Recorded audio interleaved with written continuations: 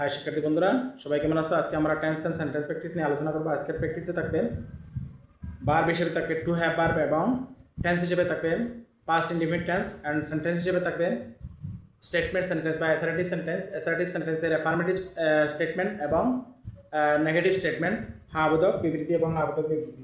তাহলে এখানে যেহেতু ভার্ব টু হ্যাভ, হ্যাভটা হচ্ছে প্রেজেন্ট টেন্সে, হ্যাভের পাস্ট টেন্স হচ্ছে হ্যাড, তাই এখানে আমরা হ্যাড আনছি। আই হ্যাড এ বুক, আমার একটি বই ছিল। উই হ্যাড এ বুক, আমাদের একটি বই ছিল। ইউ হ্যাড এ বুক, তোমার বা আপনার একটি বই ছিল। হি বা শি হ্যাড এ বুক, তার একটি বই ছিল। ইট হ্যাড এ বুক, এর একটি বই ছিল। দে হ্যাড এ বুক, তাদের একটি বই ছিল। এটাকে যদি আমরা অ্যাফার্মেটিভ করলাম, নেগেটিভ করে যদি, তাহলে হবে I did not have a book, আমার একটি বই ছিল না। We did not have a book, আমাদের একটি বই ছিল না। You did not have a book, তোমার বা আপনার একটি বই ছিল না।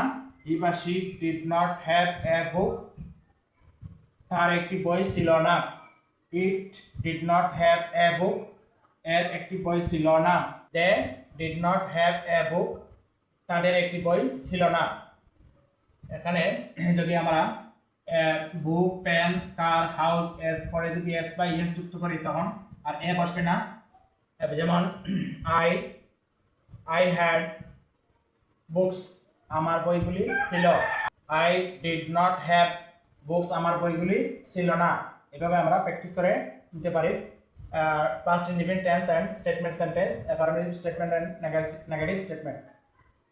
সবশেষে ফুল স্টপ দিয়ে আমরা সেন্টেন্স ক্লোজ করতে হবে।